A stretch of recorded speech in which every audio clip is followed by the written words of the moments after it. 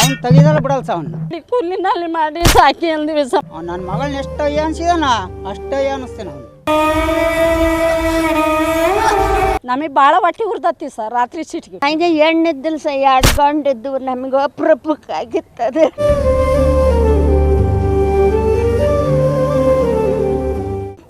ಹಂಗ ಬರ್ತೈತೆ ನನಗೆ ಹೇಳ್ಕೊಳಕ್ಕೂ ಆಗಲ್ಲ. ತುಂಡ ಕತ್ತರಿಸ್ಬಿಡ್ತಾನೆ ನೋಡ್ರಿ ಸರ್. ಮತ್ತೆ ಅದ್ರಾಗಲ್ಲ ನನಗೆ ಭಾಳ ನನ್ನ ಮಗಳು ನೋಡ್ಬಿಟ್ರಿ ಸರ್. ಒಟ್ಟು ಅವನೇನಪ್ಪ ನನ್ನ ಕೈ ಸಿಗ್ಬೇಕು ಆಟ.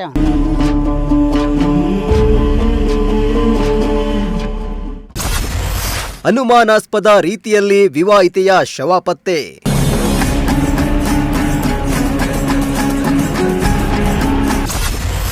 ಗಂಡನ ಮನೆಯವರೇ ಕೊಲೆ ಮಾಡಿ ನೇಣು ಹಾಕಿದ್ರ?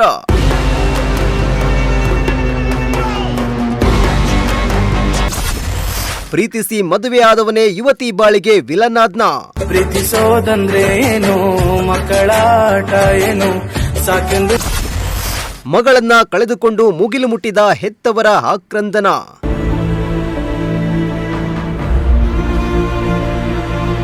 ಎಸ್, ಇತ್ತೀಚಿನ ದಿನಗಳಲ್ಲಿ ಪ್ರೇಮ ವಿವಾಹಗಳು ಹೆಚ್ಚಾಗ್ತಾ ಇದ್ದು, ಮದುವೆಯಾದ ಕೆಲವೇ ತಿಂಗಳುಗಳಲ್ಲಿ ಮದುವೆಗಳು ಮುರಿದು ಬೀಳ್ತಾ ಇದ್ರೆ, ಇನ್ನು ಕೆಲ ಪ್ರೇಮಿಗಳ ಸಂಸಾರದಲ್ಲಿ ಗಲಾಟೆಗಳು ಹೆಚ್ಚಾಗಿ ಕೊಲೆಗಳಂತಹ ಪ್ರಕರಣಗಳು ಕೂಡ ಬೆಳಕಿಗೆ ಬರ್ತಾ ಇವೆ.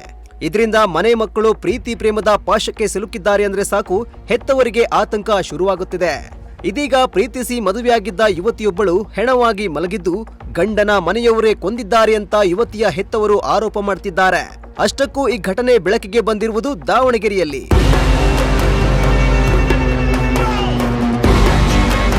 ಹೀಗೆ ಜೋಡಿ ಜೀವಗಳಂತೆ ಇರುವ ಪ್ರಣಯ ಪಕ್ಷಿಗಳ ಹೆಸರು ಅಮೂಲ್ಯ ಹಾಗೂ ಧನುಷ್ ಅಂತ. ಇವರಿಬ್ಬರು ದಾವಣಗೆರೆ ತಾಲೂಕಿನ ಕೈದಾಳೆ ಗ್ರಾಮದ ನಿವಾಸಿಗಳು. ಇಬ್ಬರು ಕ್ಲಾಸ್ಮೇಟ್, ಮೇಲಾಗಿ ಒಂದೇ ಊರು. ನೋಡುತ್ತಿದ್ದಂತೆ ಇಬ್ಬರ ಮಧ್ಯೆ ಅದೇಗೋ ಪ್ರೀತಿ ಚಿಗುರೊಡೆದಿತ್ತು. ಆದ್ರೆ ಇವರಿಬ್ಬರ ಪ್ರೀತಿಗೆ ಜಾತಿ ಅಡ್ಡ ಬಂದಿದ್ದು, ಅವರ ಮದುವೆಗೆ ಕುಟುಂಬಸ್ಥರ ವಿರೋಧ ಇತ್ತು. ಆದ್ರೂ ಕೂಡ ಪೊಲೀಸರ ಭದ್ರತೆಯಲ್ಲಿ ಈ ಜೋಡಿ ಹಕ್ಕಿಗಳು ಕಳೆದ 1.5 ವರ್ಷದ ಹಿಂದೆ ಮದುವೆಯಾಗಿದ್ರು. ಮದುವೆ ಮಾಡಿಕೊಂಡ ಪ್ರೇಮಿಗಳು ದಾವಣಗೆರೆಯ ರಾಮನಗರದಲ್ಲಿ ವಾಸವಾಗಿದ್ರು. ಧನುಷ್ ಹೂವಿನ ಮಂಡಿಯಲ್ಲಿ ಕೆಲಸ ಮಾಡಿ ಸುಂದರ ಸಂಸಾರ ನಡೆಸುತ್ತಿದ್ದ. ಆದ್ರೆ ಈ ಪ್ರೇಮಿಗಳ ಜೀವನದಲ್ಲಿ ಬಿರುಗಾಳಿ ಎದ್ದಿತ್ತು. ಅಮೂಲ್ಯ ತಂಗಿದ್ದ ಬಾಡಿಗೆ ಮನೆಯಲ್ಲಿ ಆಕೆಯ ಮೃತದೇಹವು ಅನುಮಾನಾಸ್ಪದವಾಗಿ ನೇಣು ಬಿಗಿದ ಸ್ಥಿತಿಯಲ್ಲಿ ಪತ್ತೆಯಾಗಿದೆ. ಘಟನೆ ಬೆಳಕಿಗೆ ಬರ್ತಾ ಇದ್ದಂತೆ ಪತಿ ಧನುಷ್ ಹಾಗೂ ಆತನ ಕುಟುಂಬಸ್ಥರು ಸ್ಥಳದಿಂದ ಪರಾರಿಯಾಗಿದ್ದಾರೆ. ಇದು ಕೇವಲ ಆತ್ಮಹತ್ಯೆ ಅಲ್ಲ, ಬದಲಿಗೆ ಇದೊಂದು ವ್ಯವಸ್ಥಿತ ಕೊಲೆ ಎಂದು ಮೃತಳ ಸಂಬಂಧಿಕರು ಆಕ್ರೋಶ ಹೊರಹಾಕಿದ್ದಾರೆ. ಮಗಳಂದು ನಾವು ಭಾಳ ಚೆನ್ನಾಗಿ ಸಾಕಿದ್ವಿ. ಆಕೆ ಅಮ್ಮ ನನಗೆ ಅವ್ನು ಬೇಕಂದದಕ್ಕೆ ನಾವು ಬಿಟ್ಟು ಮದುವೆ ಮಾಡಿ ಕೊಟ್ವಿ. ಅವನು ಕ್ಲೀನಾಗಿ ನೋಡ್ಕೊಂಡಿಲ್ಲ ನನ್ನ ಮಳ್ಳ. ಅವನೇನು ಮಾಡಿದ ರಾತ್ರಿನಾಗ ಅವ್ರ ಮನೆಗಳವ್ರು ಎಲ್ಲರೂ ಸೇರಿ ಏನು ಮಾಡಿದಾರೋ ಗೊತ್ತಿಲ್ಲ ಸರ್. ರಾತ್ರಿನಾಗ ಒಟ್ಟು ನನ್ನ ಮಳ ಕೊಲೆ ಆಗೈತೆ ಅವ್ರ ಮನೆಗೆ. ಅವನೇನಾರ ಟಾರ್ಚರ್ ಮಾಡಿದ್ರೆ ಬಂದ್ಬಿಡು ಮನೆಗೆ ಅಂದ್ವಿ. ಅಮ್ಮ ನಾನು ಏನಂದ್ರೆ ಬರಲ್ಲಮ್ಮ, ನಾನಿದ್ರೆ ಇಲ್ಲೇ ಇರ್ತೀನಿ ಅಂತ ಅಂದ್ಲು. ಅಲ್ಲಿಗೆ ಸಹ ನಾವು ಬಿಡಲಿಲ್ಲ, ಎಲ್ಲ ನೋಡ್ಕೊಂತಾನೆ ಬಂದ್ವಿ.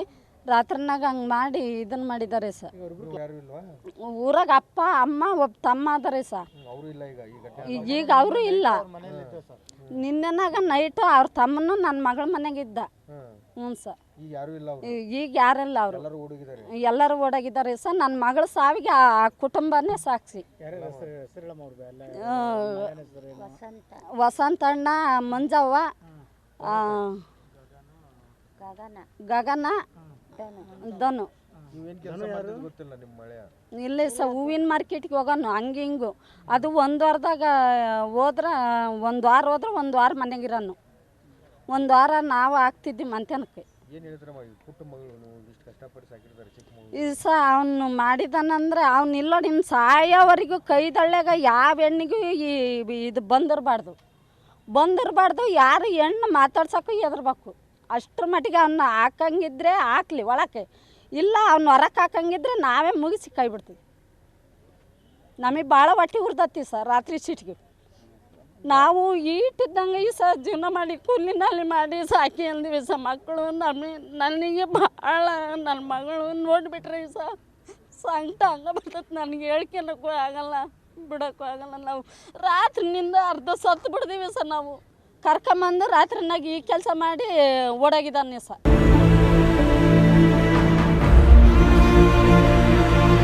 ಯುವತಿ ಅಮೂಲ್ಯಾಳ ಅಕಾಲಿಕ ಸಾವಿನ ಸುದ್ದಿ ಕೇಳಿ ಆಕೆಯ ಹೆತ್ತವರಿಗೆ ಬರಸಿಡಲೇ ಬಡಿದಂತಾಗಿತ್ತು. ದಾವಣಗೆರೆಯ ಜಿಲ್ಲಾಸ್ಪತ್ರೆಯ ಶವಗಾರದ ಮುಂದೆ ಜಮಾಯಿಸಿದ ಕುಟುಂಬಸ್ಥರು ಮತ್ತು ಸಂಬಂಧಿಕರ ಆಕ್ರಂದನ ಮುಗಿಲು ಮುಟ್ಟಿತ್ತು. ಪ್ರೀತಿಯ ಮಗಳನ್ನ ಕಳೆದುಕೊಂಡ ಹೆತ್ತವರ ಕಣ್ಣೀರು ನೆರೆದಿದ್ದವರ ಕರುಳು ಹಿಂಡುವಂತಿತ್ತು. ಅಮೂಲ್ಯಳನ್ನ ಗಂಡ ಹಾಗೂ ಆತನ ಮನೆಯವರು ಕೊಂದು ಬಳಿಕ ನೇಣು ಹಾಕಿದ್ದಾರೆ. ಆಕೆಯ ಸಾವಿಗೆ ಕಾರಣರಾದ ಪತಿ ಧನುಷ್ ಮತ್ತು ಆತನ ಕುಟುಂಬಸ್ಥರನ್ನ ತಕ್ಷಣವೇ ಬಂಧಿಸಿ ಅವರಿಗೆ ಕಠಿಣ ಕಾನೂನು ಶಿಕ್ಷೆ ವಿಧಿಸಬೇಕು ಎಂದು ಮೃತಳ ಕುಟುಂಬಸ್ಥರು ಒತ್ತಾಯಿಸಿದ್ರು. ನಮಗೆ ಅವ್ರನ್ನ ಅಲ್ಲ ಬೇಡ, ಅವ್ರ ಮನೆ ಬೇಡ, ನಮಗೆ ಅವ್ರ ಜೈಲಾಗಿರೋ ಅಂತ ಶಿಕ್ಷೆ ಕೊಡಬೇಕು. ಸಾಕಿದ್ವಿ ಸಹ ಏನು ಮಾಡ್ತೀವಿ.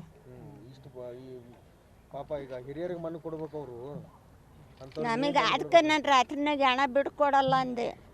ಈಗ ಮತ್ತೆ ಪೊಲೀಸ್ನವ್ರವರು ಬಿಟ್ಕೊಡಮ್ಮ ಅಂತ ಹೇಳತ್ತಿಗೆ ಸಹಿಸದಾಗ ಇಡ್ತೀವಿ ಅನ್ನತ್ತಿ ನಾ ಬಿಟ್ಕೊಡ್ತೀವಿ. ನಮಗೆ ಒಟ್ಟಿನಾಗ ಅವ್ರು ನೋಡ್ರಿ ಸಹ ನಮಗೆ ಅವ್ರದ್ದು ಏನು ಬೇಡ, ಅವ್ರಿಗೆ ನಮ್ಮದೇ ಸಿಗಕ್ಕೆ ನಮಗೆ. ನನಗೆ ಹೆಣ್ಣಿದ್ದಿಲ್ಲ ಸಹ 2 ಗಂಡಿದ್ದು ನಮಗೆ ಅಪರೂಪಕ್ಕಾಗಿರ್ತದೆ. ಅದು ಬೇಡ, ಏನು ಬೇಡ ಸರ್. ನನಗೆ ನನ್ನ ಕೈ ಕೊಟ್ಟರೆ ಸಾಕು ನೋಡ್ರಿ ಸರ್, ಏನು ಬೇಡ ಸರ್. ನಾನು ಅವ್ನ ಏನಾರು ಮಾಡ್ಕೊಂತಿಬೇಕಾದ್ರೆ ನನಗೆ ವಹಿಸಿಬಿಟ್ರೆ ತುಂಡ ಕತ್ತರಿಸ್ಬಿಡ್ತು ನೋಡ್ರಿ ಸರ್. ಮತ್ತು ಅದ್ರಾಗಲ್ಲ ಒಟ್ಟು ಅವನೇನಪ್ಪ ನನ್ನ ಕೈ ಸಿಗ್ಬೇಕು ಆಟ. ಅವ್ನು ಜೈಲಿಗೆ ಅಲ್ಸ ಎಲ್ಲಾರ ಅವ್ನು ಅನುಭವಿಸಿ ಬರಲಿ, ಅವ್ನು ತೆಗಿದಲ್ಲ ಬಿಡಲ್ಲ ಸ. ಅವ್ನು ನನ್ನ ಮಗಳನ್ನ ಎಷ್ಟು ಅನಿಸಿದಾನ ಅಷ್ಟೇ ಅನ್ನಿಸ್ತಾನೆ ಅವನು. ನನ್ನ ಮಗಳ, ನಮ್ಮ ಅಣ್ಣ ಮಗಳನ್ನ ನನ್ನ ಮಗಳ ಒಂದೇ. ಸದ್ಯ ಈ ಸಂಬಂಧ ದಾವಣಗೆರೆಯ ಮಹಿಳಾ ಪೊಲೀಸ್ ಠಾಣೆಯಲ್ಲಿ ದೂರು ದಾಖಲಾಗಿದ್ದು ತನಿಖೆ ಮುಂದುವರೆದಿದೆ. ಅದೇನೇ ಆಗಲಿ, ಹೆತ್ತವರ ವಿರೋಧದ ನಡುವೆಯೂ ಸತಿಪತಿಯಾಗಿ ಬಾಳಲು ಬಂದ ನವ ವಿವಾಹಿತೆಯೊಬ್ಬಳು ಕೇವಲ 19ನೇ ವಯಸ್ಸಿಗೆ ಶವವಾಗಿ ಮಾರ್ಪಟ್ಟಿರುವುದು ದುರಂತವೇ ಸರಿ. ಅಂತರ್ಜಾತಿ ವಿವಾಹದಿಂದಲೇ ಘಟನೆ ನಡೆದಿದೆಯೇ ಅಥವಾ ಕೌಟುಂಬಿಕ ಕಲಹ ಕಾರಣವೇ ಎಂಬುದು ಪೊಲೀಸ್ ತನಿಖೆಯಿಂದಷ್ಟೇ ಹೊರಬರಬೇಕಿದೆ. Bureau report, Prajashakti TV, Davanagere.